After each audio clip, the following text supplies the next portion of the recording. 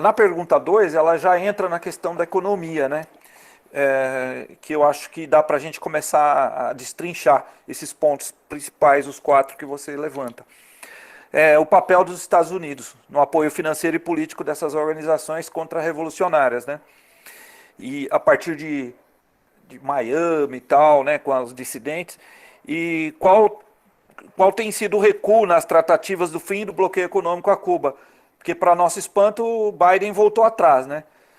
Eu entendo que ele quer aprovar um orçamento trilionário lá e está tentando agradar os republicanos, apesar de não ter conquistado um único voto a favor do pacote econômico dele, né, no Senado, ontem ou anteontem. Mas esse bloqueio perdura desde 1960 e você acha que o Obama, voltando um pouco antes de Trump, ele fez o suficiente, né? Aquilo foi apenas uma figura, havia intenção de fato do Barack Obama romper o bloqueio, que acabou sendo houve um recuo enorme, né, com a eleição de Donald Trump. E se essa alternância de democratas com republicanos também prejudica bastante e fica esses avanços e recuos. E agora eu vejo uma posição do Biden extremamente conservadora, né? Então, que papel tem os Estados Unidos para esse boicote permanecer por tanto tempo, né? E acaba de sair no New York Times também, eu vi isso hoje, que uma carta de 400 intelectuais, políticos, celebridades, né? Inclusive o Lula e o Rafael Correa assinaram esse manifesto, né? Contra essas sanções econômicas e principalmente as últimas feitas pelo governo Trump, né? E foi assinado por Susan Sarandon, Jane Fonda, Danny Glover, Mark Ruffalo, né? E além do Lula e o Correa, contra essas novas sanções, além de todas as que já existem. Eu queria que você comentasse um pouquinho isso. Ótimo, Márcio, porque aí a gente pode ir já destrinchando algumas coisas que a gente conversou em cima, né? Acho que a primeira pergunta em relação a essa forma de financiamento, de apoio, né? Eu vou falar, Márcio, coisas que são públicas já, coisas que vocês podem ver, né? Procurar e ver, né? Bom, primeiro é sempre o pano de fundo, que isso é sempre importante ter a Cuba, né? Essa ilha aqui, que é bem pertinho dos Estados Unidos nunca aceitou perder isso aqui. Aqui no Caribe, ele tenta manter o controle, né, na América Central Caribe em vários espaços, Panamá, Porto Rico, né, Haiti, ele não aceita. Então, a forma de cooptação, as formas de aliciamento, a guerra cultural sobre a vida cotidiana é presente, né? Do sonho americano, de vender o sonho americano, isso sempre é presente. O que é um fato interessante, né? Bom, antes de falar desse fato interessante, eu estava lembrando de uma frase do Fidel. Lembrar do nosso glorioso Fidel, que vai cumprir seu natalício amanhã, né? Dia 13, né? Fidel sempre falava, né, que o que vão tentar, e Fernando Heredia, Martín Heredia, que é um filósofo contemporâneo, crítico, né, aqui cubano, também dizia, olha, sempre vão tentar destruir a revolução por dentro, né? E Fidel dizia também, olha, a fortaleza da revolução é as massas, né? Então, ele sabia do que ele estava dizendo. A forma que os Estados Unidos vai tentar atacar é aliciar e cooptar essa massa, né? Então, uma coisa que tem acontecido nesse período recente é um financiamento com programas, né? Isso a gente pode ver, né, datado a partir de 2008, 2009. Então, nas últimas 2 décadas, podemos considerar, tem alguns organismos, né, que a gente pode dizer o nome deles, que vêm, então, financiando algumas ações aqui, né? Então, a USAID, né, a Agência dos Estados Unidos para o Desenvolvimento Internacional, a NEAD, que é a Fundação Nacional para a Democracia, e o Instituto Republicano Internacional, IRI, né?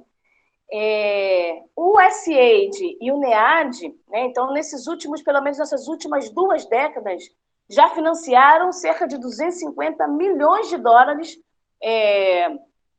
aos grupos contra-revolucionários aqui. E o IRI o que temos de informação são 4 milhões, né, para os planos contra-revolucionários e anticubanos, né? É importante destacar que esses programas são muito bem pensados.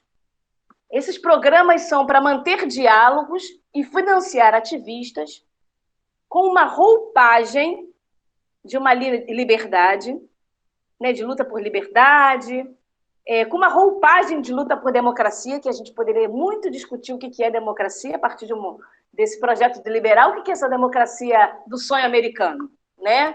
De uma grande população encarcerada, de morte, né, e assassinato de negros e negras, né? Bom, a gente poderia ter uma discussão larga sobre isso. Vem mantendo também e financiando grupos independentes na área da cultura, na área da comunicação, e são programas que também identificaram sujeitos políticos e sociais interessantes, setores da juventude, setores de mulheres e setores de afro-cubanos, negros. Então, é um programa bem pensado. Então, esse recurso está dirigido, né, para alguns setores, né, e isso foi se ampliando, né? Bom, na segunda pergunta do Márcio, em relação às tratativas do Obama, né? O Obama, na verdade, ele facilitou o diálogo, né? Então, ele se abriu para um diálogo, colocou possibilidades, né?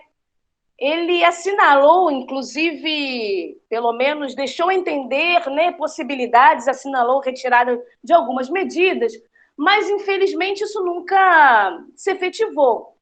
O que o Obama fez foi o que a gente chama de uma vista grossa. Assim, existiam alguns bloqueios, mas ele não colocava isso como impedimento. Então, ele relaxou as medidas, né? Então, relaxou com a medida de, por exemplo, para os vistos. Então, se ampliou a possibilidade de vistos para entrar nos Estados Unidos, né?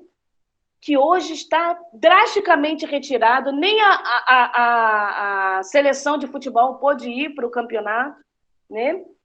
As medidas mesmo de vinda de turistas, navios, embarcações começaram a transitar. Eu lembro de um impacto grande quando eu chego na ilha em 2018, que estava um grande navio que não passava. Olha, esse navio está vindo dos Estados Unidos. Eu estava em frente ao Museu da Revolução. E o pessoal falava, isso a gente não via há muito tempo, né? Então, ele se abriu para algumas coisas, mas, na verdade, isso não se efetivou. E Trump, quando veio, ele, na verdade, recuou esse diálogo, mais do que recuou, né? Ele construiu um processo de endemonizar isso, né? Colocou, em janeiro desse ano, colocou a Cuba na lista de países terroristas. E isso agudiza o problema do bloqueio. Numa economia, num capital globalizado, financiarizado, né? Cuba, inclusive, está com dificuldade de dialogar com diversas agências de bancos internacionais, né? Ela não consegue, né? E isso ele ampliou as medidas, como a gente falou, em plena pandemia, né? Isso é desumano, né?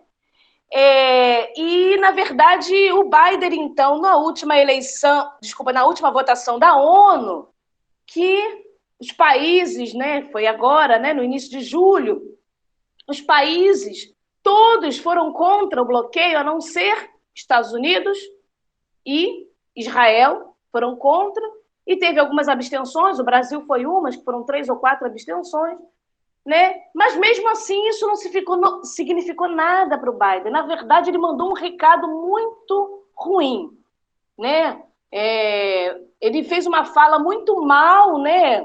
Botou lá o terceiro, quarto escalão para participar da Assembleia da ONU e com uma fala bastante rápida e simples. Aquilo é um recado, né?